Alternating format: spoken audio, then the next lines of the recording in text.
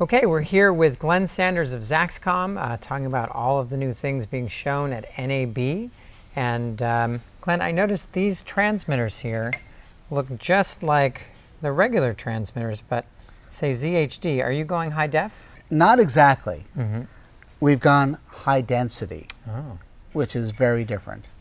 What we've done is we've come up with a new transmitter, which is the TRXLA 3.5 and 3.6. What these transmitters do is they transmit a new modulation. That modulation is only 50 kilohertz wide, and it allows us to space the transmitters 100 kilohertz apart.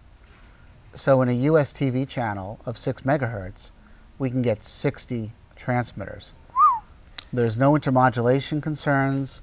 It is just as simple as powering them up and dialing the frequencies 100 kilohertz apart. So where there's a lot of worry in the industry about being able to use wireless microphones together because the spectrum is effectively going away, I think Zaxcom has now solved that problem.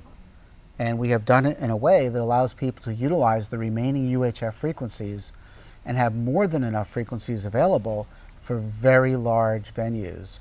For instance, something like an NFL thing, where you would, let's say, have 100 megahertz available, you could put in 1,000 channels of Zaxcom high density wireless. And with these newer transmitters, they are compatible with every current Zaxcom receiver. And when utilized with the current Zaxcom receiver, you can actually go as close as 200 kilohertz channel to channel, which is a 2 or 3 times increase over what's available now. And utilizing a new receiver that we will be coming out with very shortly, that's where you can have 100 kilohertz channel to channel, no interference. Now, an interesting byproduct of coming up with this high density wireless is Zaxcom has doubled the operating range, meaning that if at a certain location you would get 500 feet of range, you'll now get 1,000 feet of range. Amazing. So, and there's no power drawback, right? I mean, no, there's no power drawback at all. I mean, basically, a transmitter like this would run for about 6 hours on 2 AA batteries. We also have the LT version of the transmitter that runs on 1 battery. So power consumption on these would be identical to what people have now. We will also have a TRX 742 version, and that version will be able to, go on a boom pole or on the bottom of a microphone.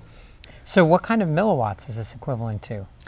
Well, this effectively radiates like a 200 milliwatt transmitter.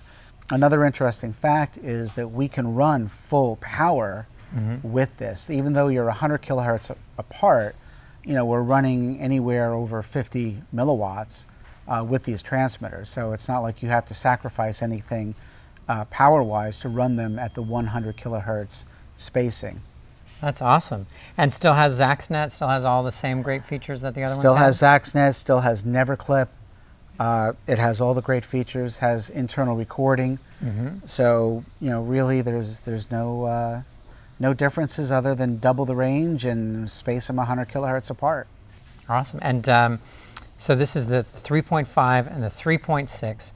When are you thinking these are going to be available? These will be available in approximately 8 weeks from NAB.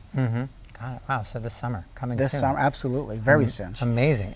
ZHD, high density wireless, cool stuff. Thank you.